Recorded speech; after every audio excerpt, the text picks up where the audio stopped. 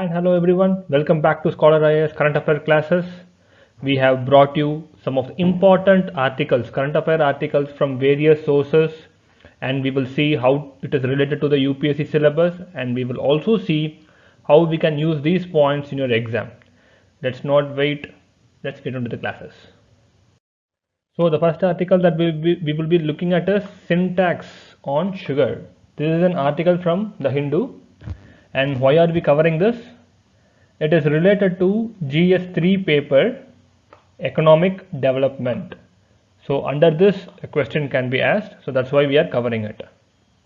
Before we get into the article, let's try to understand what syntax means. Syntax is a type of excise tax. So it is levied on sale of a particular good. And when it comes to syntax, it is very specific to those goods that are seen as harmful to the society. For example, tobacco. In India, we are imposing sin tax on tobacco products. A prelims question can be asked from these 2 points itself. For example, a statement on sin tax, the nature of sin tax can be asked. Sin tax is a direct tax. So we know that sin tax is an excise tax. So the statement is incorrect. The same way, the second statement can be given saying that India does not impose sin tax on any products. It is also not true. So both statements would be incorrect. See, whenever you study, you will have to think the statements from a perception of a question setter. Imposing sin tax on tobacco is understandable, but why is sin tax imposed on sugar? There is basically a health consciousness that is growing among people which views sugar as an unhealthy product that is totally devoid of any nutritional value, and they also see a replacement in the form of wheat, rice and other things. So this sugar is seen as just because it is seen as an unhealthy product, sin tax is being demanded on sugar. But this would have some detrimental impact on producers of sugarcane and mill producers. While the demand for imposing sin tax seems reasonable, the question is whether it will be effective or not. UK already imposed sin tax on sugar, but they couldn't implement it. The reason being, sugar is an essential ingredient in almost all food items. So imposing tax on sugar would also lead to inflation, because the rise in price of sugar would subsequently increase the price of the food items that are prepared using sugar. So because of this, it had to drop it. It was not implementable. And another aspect of it is the alternatives that we look at for sugar is artificial sweeteners. When we use artificial sweeteners, it can damage our kidneys. So again, it doesn't serve the purpose of imposing tax on sugar. This inflation and impact on health is a concern from consumer standpoint, but we will also have to look at the concern that would arise from supply side of it, that is farmers and mill owners. Farmers, those who are dependent on sugarcane crop, would be impacted, and also the mill owners who have to produce sugar out of sugarcane will also be impacted because of this sin tax. So this aspect of it has to be taken into consideration. If still government wants to continue with this sin tax, then farmers should also consider to change their cropping pattern. They should switch their crops from sugarcane to cotton. Why cotton? Why can't it be other crops? See, basically sugarcane is produced in black soil. So black soil is conducive for the other crop that it is conducive for is cotton. So switching to cotton would be beneficial for the farmers. So students, this particular point on black soil is very important. Keep this in mind because it could be asked in your prelims exam, and the article as a whole could be asked in GS3 paper of economy section, because a question can be asked about the impact of different tax on the economy as a whole and on different sectors. So you will have to use these points. You should be able to relate these points to that question, and we will be able, then it would give different aspects to those questions, bring in different variety in the answer writing as well. The next article is Judicial Activism. This is an article from the Indian Express. And why are we studying this? It is related to GS2 paper of polity section. Okay, so here you can see in the syllabus it is mentioned that functioning of executive and the judiciary. So under this aspect we will be covering this article. In recent times the judiciary has been involving itself in the functioning of RBI. For example, the extension of loan moratorium and the waiver of interest on interest. Even before this, the RBI's ban on virtual currencies was quashed. And in the last year, RBI circular that mandated banks to initiate insolvency proceedings against defaulting companies was also squashed. So these instances has shown judicial activism in central bank's monetary activities. Before we get into this article, let's try to understand the concept called polycentricity. Polycentricity problems are those problems that will have cascading effect on various other aspects. So policy decisions that are also based on this polycentricity.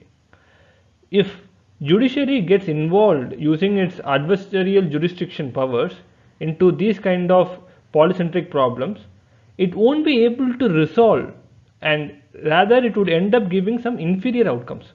So normally judiciary refrains from reviewing any policy decisions. The functions of RBI are also polycentric in nature. So involvement of judiciary in the decisions of central bank is not suitable. For an example, let's say central bank sets a repo rate and it would have an impact on various other aspects like, let's say, borrowers. It would impact borrowers differently, it would impact the depositors differently, and it would impact whole economy differently. So when judiciary gets involved, it won't be able for judiciary to resolve this whole issue by hearing to all the affected parties and deliver a fair judgment. It is not possible. So judiciary should restrict itself to bipolar disputes that involve central bank and other banks. For example, if central bank has some issues with other banks in terms of regulations, maybe then judiciary's involvement would be possible, because the stakeholders are only two: the central bank and the bank that is being regulated. In case of policy decision, it involves many other stakeholders. So it would be fair for judiciary to get involved, to restrict itself to only these kind of bipolar disputes rather than polycentric disputes. Students, you can see how this article has given you a very good technical point that you can use in your mains answers. For example, if a question is asked, critically analyze the judicial activism, role of judiciary or functioning of judiciary, then you can use this point to criticize how judiciary's involvement, judiciary's activism actually impacts the decision making. So this is how you will have to relate it, and this is how you will have to use it in your answers. The next article is administrative morality.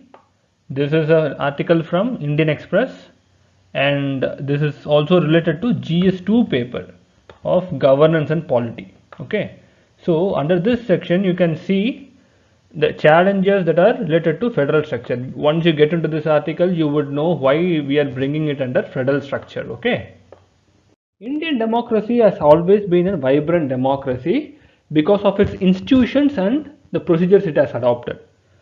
And despite this vibrancy, there has been some sort of friction that has existed between the center and the state. The reason being, there are different political powers in center and state. But even in this scenario, even when this friction exists, if the political consideration become more important than the administrative considerations, then it is an issue. That is where the administrative morality gets affected altogether. Now we will see how administration gets affected by political considerations with some examples. Okay, first let's see the legislative domain. How legislative domain gets affected when there is a friction between center and the state. Recently, there has been a law that was passed around agriculture reforms. 3 laws were passed, and when this was passed, many states opposed it, in particular Punjab and Haryana. And Punjab even legislated a law to counter center law. So whenever center gets involved, legislates in a state list, a friction creates. And when this political consideration and when this friction is too high, then administration takes a backseat. And when this central state rift spills over to the areas of investigation, it affects the functioning of some central investigation agencies as well, like for example CBI. For instance, CBI to get involved into cases that are under the jurisdiction of state, it needs general consent. But because of this rift, states start withdrawing this general consent that is given to the CBI. This affects the functioning of CBI as well. Now we have understood how this constant confrontation between the center and states is actually weakening the federal system itself. So the only way to counter all this is through cooperative consultation. The center will have to engage with the state the same way states will also have to engage with center and mutually support and respect their decisions. So this is the only way how we can ensure that the political tensions between the center and state doesn't actually impact the administration or the governance of the country as a whole. So students, a question, these points that we have gained from this article can be used in your mains answer writing in GS2 paper. If a question is asked on federal structure, the functioning of the federal system in India, these examples of about how center's involvement in state subjects, center's legislation in state subject, as well as central investigation agency's role in state, how it impacts the whole federal system.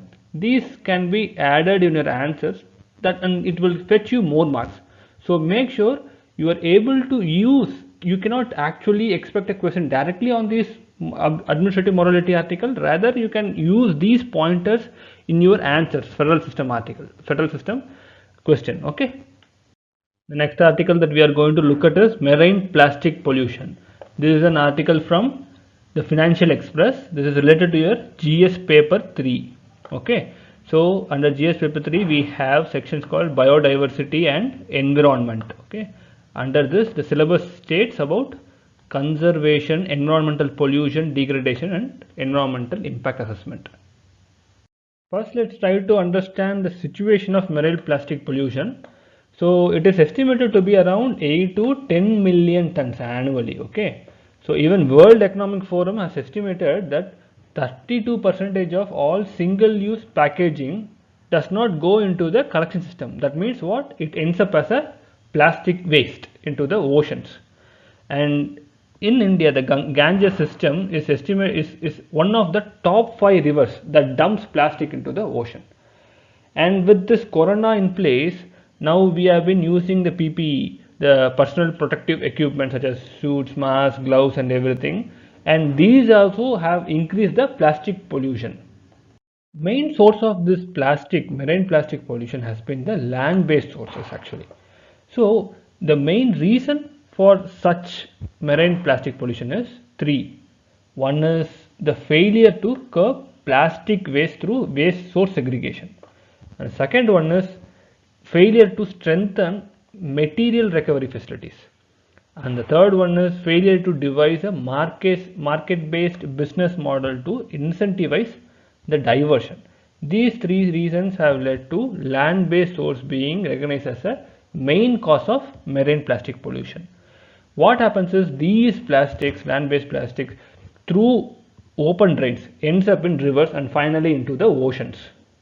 Students, keep these points in mind because it can be used in your mains answer if a question is asked on the reasons for marine plastic pollution. These can add value to your answer actually. When it comes to the challenges, the main challenges are lack of common definition that we have for single-use plastics and also affordable alternatives. Unless these 2 challenges are tackled, it won't be possible for us to tackle the marine plastic pollution as a whole itself. The governments and international organizations will have to focus on curbing this land-based source because it is the main cause of marine plastic pollution, and also there is a need for international cooperation because it is not a single country's issue. It is an issue that affects the whole globe itself, and also an institutional frameworks that involves all governments needs to be developed. Only by this way we would be able to face this challenge. Okay, so students, we have come to the end of the session. Hope you all enjoyed the class.